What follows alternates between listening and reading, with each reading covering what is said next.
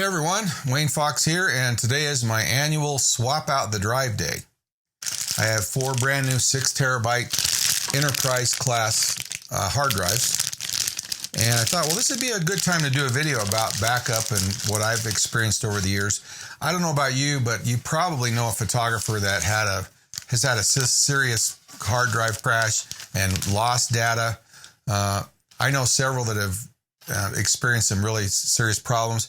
And I myself had a problem, and I think there's stuff on this drive that I never had copied off, and years ago, and now that it's gone, it's gone. I save it just to remind myself, okay, don't do this anymore. So every 18 months, I'm going to take this drive, which is my main hard drive, first backup drive, and I'm going to turn it into my second backup drive. I'm going to take my second backup drive, and I'm going to take the drives out, put the new drives in, and it's going to become my new main backup drive. So by the time I take these out, these drives are now 3 years old, and they've got a lot of hours on them. I'm not going to wait till a drive fails. I would rather spend a little money and have the peace of mind knowing the only way the drive's going to fail is if it's a bad drive, which could happen. And as soon as it does, I'm going to have to get it rebuilt, and I'll buy a new drive, and I'll wipe it, and I'll clone it back over. Okay, quick change here. So I did that video the other day, and I got into a discussion about backup in general, fairly involved. And I originally was just going to talk about why I replace the drives every 3 years. And then I thought, I had never done a video on backup strategy altogether. And I thought, well, I need to do that. And so I got rid of most of that, and I did that just for the introduction. And what I want to do now is actually talk about backup. Now, I don't know about you, but I really can't put a price on how valuable my data is. I mean, I need some method to make sure that there is no chance, and I'm saying 0 chance, that I'll lose my data. Now, that's hard to do. That's a lot harder than you think it is. And so I thought, let me talk about first what we're backing up, then kind of the overall backup strategy, and then I'll talk a little bit about hardware ideas on different ways to kind of accomplish that strategy. A little background on me. My first hard drive that I bought was this size here. And the day that I bought this used to be called a half height drive, because you could actually buy a regular height drive, which was twice as big and hold actually twice as much data. And I bought it. I had a CPM computer that I had built, and bought a 10 megabyte hard drive, including the controller card, for $1,000. And you heard me right. I said 10 megabyte. So when I start talking about paying $200 or $210 for an 8 terabyte drive, that's really pretty amazing when you think about it. It's a pretty good deal. I mean, I can get a 2 terabyte SSD for $300 or so. That's really fast. So that's kind of where I'm coming from. Now, I ended up with a company. I had 180 portrait studios we were involved in. They were all digital. They all had multiple camera bays. And every night the process was automatic, where all of that data was downloaded to our central server. It was a fairly sophisticated room. We also had a remote server room, which was a place that we rented. And they basically take your own hardware in, and they supply all the other infrastructure. And I believe it was in Las Vegas. And so everything in that room was duplicated in that other location. So it was, that was just pure for backup. Let's be honest, that data was our lifeblood. We sold millions of dollars worth of products off of those files from people ordering from their home. This is back in, the early 2005, 2010 era. So that's my background. So let's talk about what we have to back up. Now, obviously, the main thing we're backing up is our working data. I mean, in my case, I've got a 4 terabyte drive on my laptop, my MacBook Pro. I've got a handful of these 2 terabyte USB 3 SSDs. They're weigh like 3 ounces a piece. I've got this one here, which is a much faster SSD. And I'm actually going to build a couple more of them similar to this, except they're smaller, and they're going to be the faster ones. The bottom line is I've got about I'll probably end up with about 12 to 16 terabytes of data that I've got in my backpack or that I'm working on, and that's all my main data. And then I've got another drive at home, which is an 8 terabyte RAID, which I use as a working drive. So that's all of my working data. Now that's one of the back pieces we need to back up. Now, most photographers, especially if you're a journalist or you're a wedding photographer or a sports photographer, so you're shooting kind of events or time-limited things that once you shoot them, you really don't need that data as available as a working copy anymore. Then you have to have archive that data. And so as we archive the data, we still have to back that up as well. So those are really the two types of data that we're trying to back up. Stuff we're working with and stuff we just want to make sure we can get to later if we need to. And the archive data maybe isn't even live. It's like, in my case, I've got archive data. The drive's not even on most of the time. In fact, it's never on when I'm around. It's only on at night when it does its backup thing. So that's kind of what we're trying to back up. So let's now get into the whole idea of what's a backup strategy? And the acronym that was developed for that is called 3-2-1, which means you have 3 copies of the data on 2 types of media, and one of those is remote. Now, the 2 types of media part kind of went out the window because we used to use magnetic tape because it was cheaper and could hold more data, and that was kind of the emergency backup. And now we just kind of go, okay, you still want 3 copies of the data, and you should still have one of those copies remote. And remote has 2 options. One, you can back it up on some hard drives and then go put it somewhere else physically, or you can use some type of a cloud storage place, like Backblaze or even Dropbox. It depends on how much you need. Now, the problem with photography and videography is that's a lot of data, and usually those cloud storage solutions are just not going to handle it. So that's the part I'm struggling with a little bit right now, and we'll get into that as we get into the video. So that's kind of your strategy. Now, one of the key parts of that is not only is 3 copies, but those are on 3 independent devices. So if the device itself fails and wrecks the drives inside, it doesn't matter. And that's really a key part. Another really fairly useful aspect of a good backup strategy is the ability to retrieve something that's been deleted, or even better is to go back in time if you have working documents. As a photographer, I really don't need that because my camera files, they don't change, right? All that changes is my Lightroom information about those files. And, once I create the master file, if it might be a Photoshop, those files don't actually change. It's not like a working document, like a spreadsheet or anything like that. So I really don't need to go back and get that file from 3 days ago very often. But what if you accidentally delete it? I mean, that's the nice thing about a good system is if you accidentally delete a file, you can go get it and pull it back. In my case, if I delete a file from my working drives, that night during the cloning process, instead of just deleting it from the backup, it moves it into an archive folder and it keeps it there for 25 days. So I can go back and pull it back out of that archive folder, get it back onto my working drive and get it back where I was. That's a really good, useful feature for that. Now, Time Machine or on Windows, I think there's a couple of programs, and I think Windows 10 even has a pretty good program built in, which similar functionality. What Time Machine does is it kind of takes a snapshot of your data every hour, and it allows you to go back in time on any document. So if you've been working on a spreadsheet for 3 hours and suddenly go, man, dang it, I don't like this. You can go back and pull the version from 3 hours ago back. Pretty useful feature. But understand that Time Machine is a backup, but it's only 1 copy. Now, if you count the original data and time as the first copy and Time Machine as the second, you still need that remote backup. But I don't think that's enough. And I think most people agree now, working data needs probably 4 copies. Now, the other disadvantage of Time Machine is it doesn't really take the accountability of archiving data because it's going to dynamically back up whatever you tell it to back up. And now you could create an archive folder somewhere and have Time Machine back that up as well, I suppose.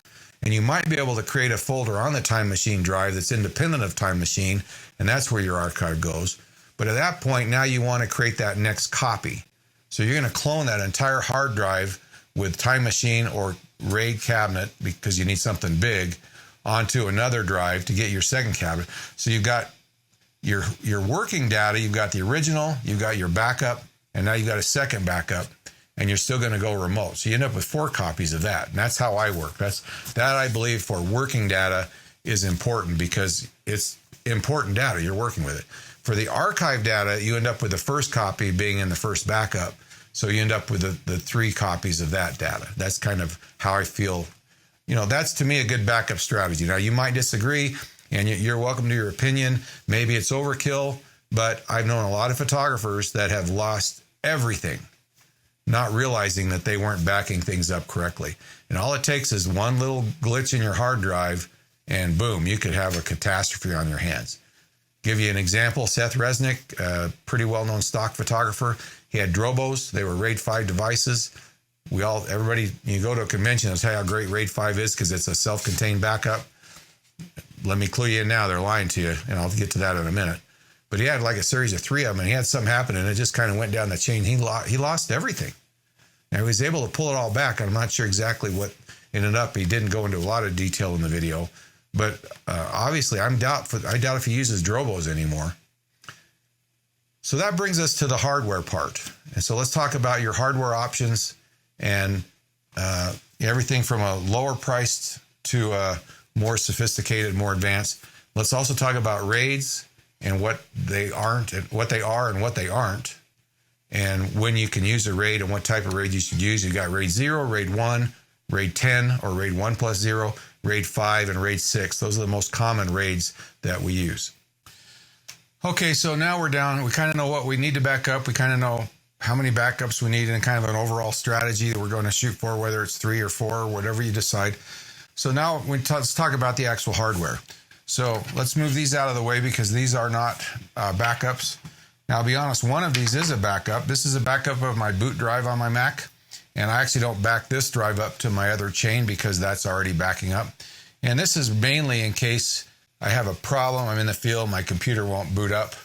I can still boot up and work with my other drives unless the whole SSD went down. So I just kind of keep that as a fail-safe. So from what we've got here is we've got some just regular old hard drives.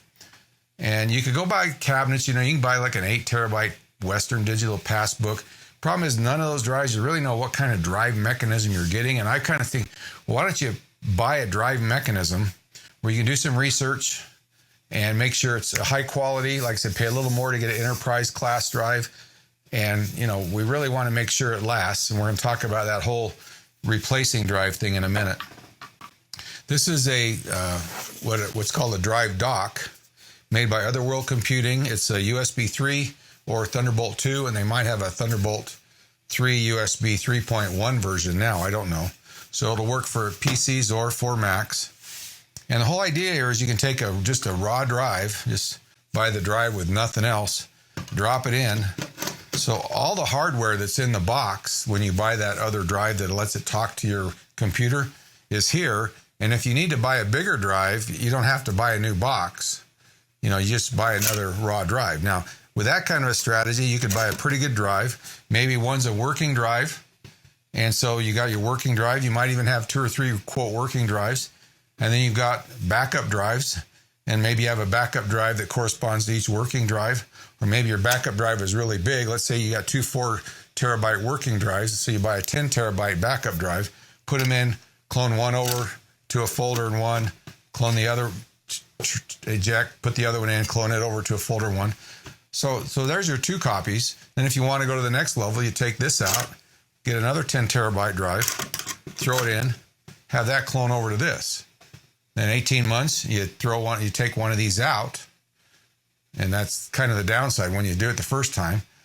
And then 18 months later, this one's now 3 years old, and you start swapping those. And to be honest, every 3 years, you should probably swap out those working drives as well, because they're going to die, and the odds of them dying get pretty dramatic. So that's kind of a low-end solution. I've got links to where you can buy this stuff down below. I've set this up for 2 or 3 people, and they really like it because it gives you a lot of flexibility.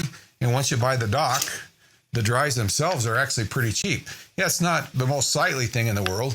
And yet, I don't know, I remember Steve Jobs made a really cool computer once, and you could see inside of it, and all of a sudden the whole world was making all the electronics that they could see inside. I'm glad that went away personally. But, having this and these, it's not, terribly unsightly.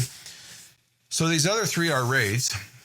And before we talk about the type of RAIDs, before we get into these actual devices, let's talk about RAIDs in general and why you would want to use them and why you wouldn't. There are 3 main reasons that a RAID is a choice that you would want to make.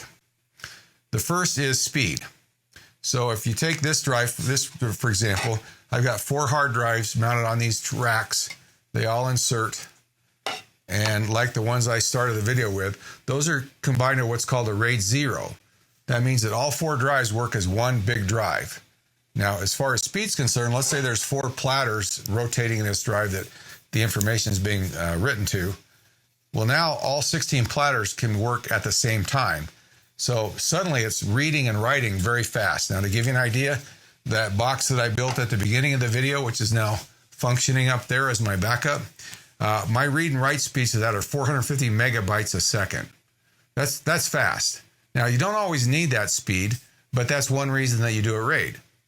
And especially if your working drive is an external, you might want to build a 4-drive RAID as your working drive and then back that up to, other backups, either huge single drives, maybe buy a 20 terabyte drive.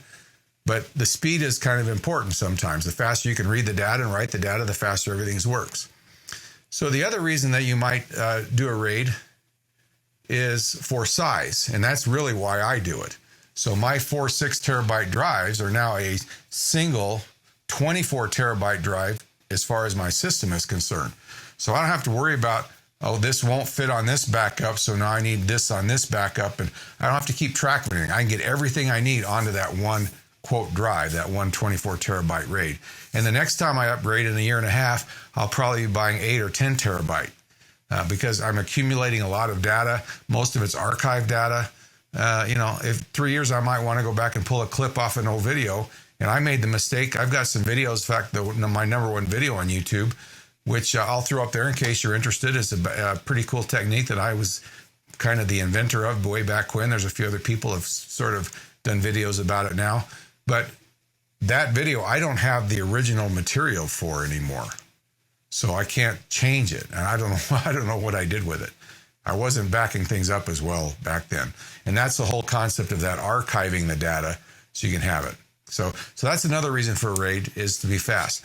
Now, the third reason for a RAID sounds like a backup. And that's where people really get fooled. They talk about a RAID 1 or a RAID 5 and how if a drive goes out, you can replace it and it'll rebuild the data. Sounds kind of like a backup, doesn't it? Well, the reason that you really have those drives is not really because it's a backup, because if a drive goes down, everything keeps working. And that's important in a situation where you have, people that depend on that data, or you depend on the data. You can't stop and resolve a failure. And right now, if my MacBook Pro hard drive fails, I'm done until I can resolve it. I didn't lose any data. I'm okay. But I'm done until I figure out some way to do it. Now, what I would probably do is get a external drive. I've got this one I can boot from. If that whole thing fails, then I would have to get all of the data off my backup onto some kind of an external drive and boot from that until I could figure out what happened to the SSD.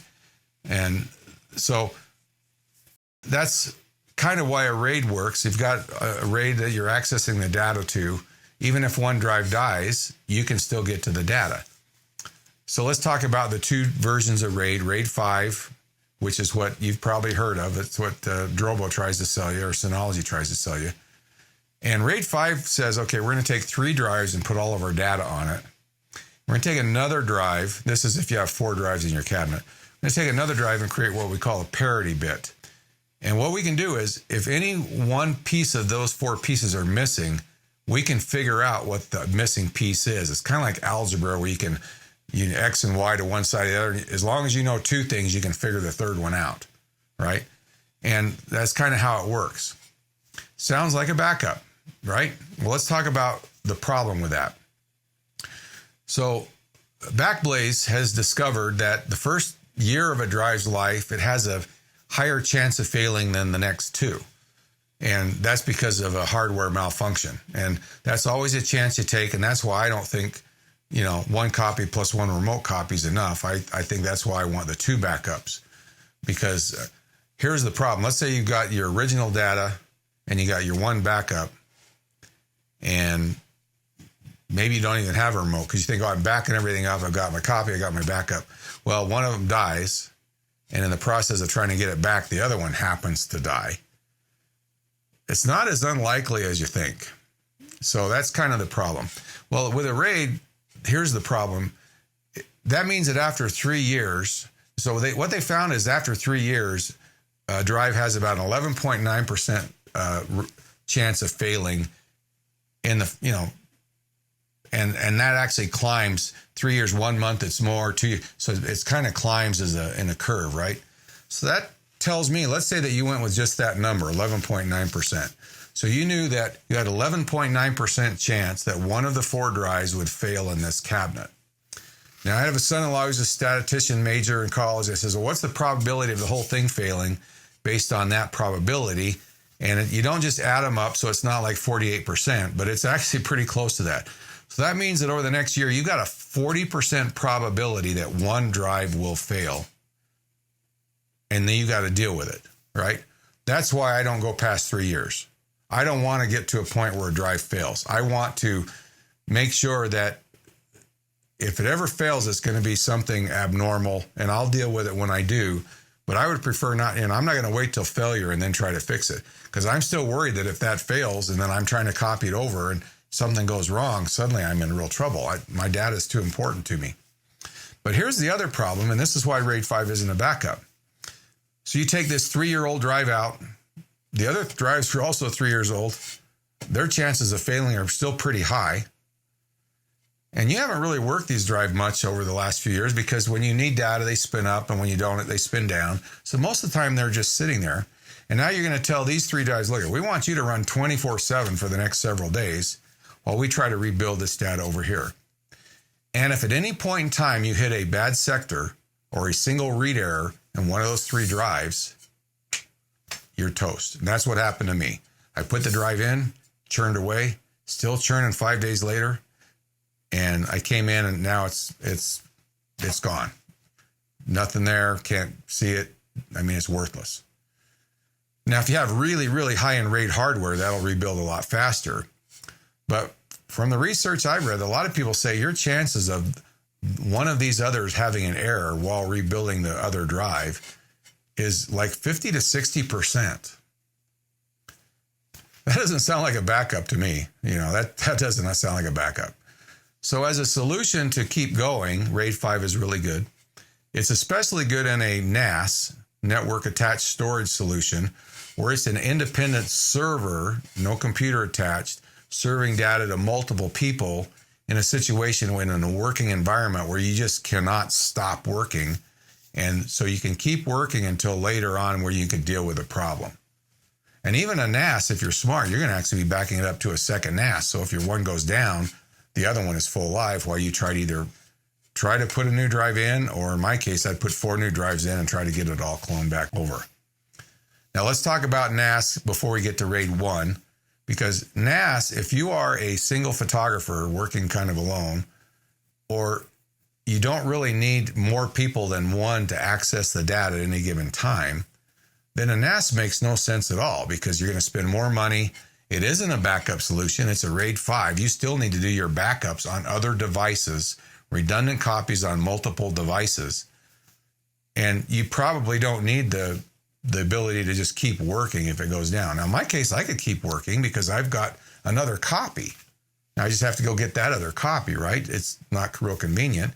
And I might have to get it cloned back over to a drive, but it's not like I'm dead for 3 days and with nothing, I can't do anything.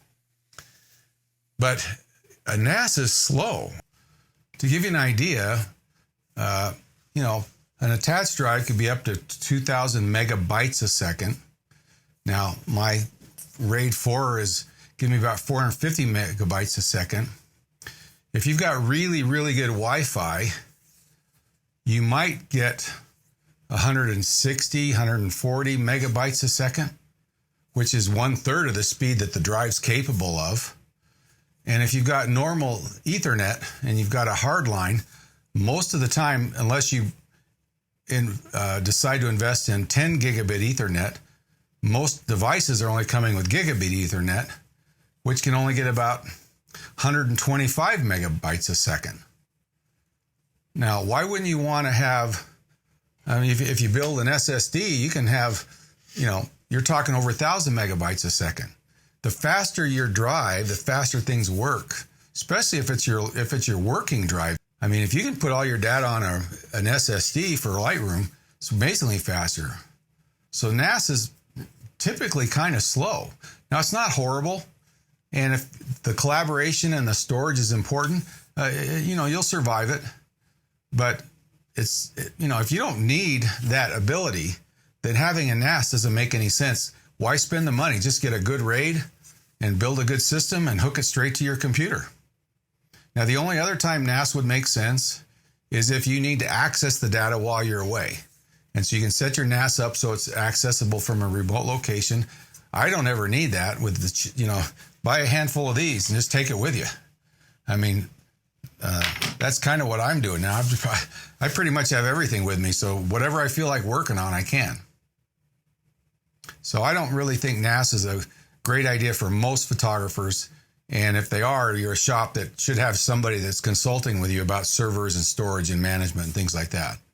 So why have some slow Nass just because it's the thing to do and it's quote a backup? Go to a trade show. Don't buy into the whole idea that a RAID 5 is a backup. It's not a backup. It wasn't intended as a backup.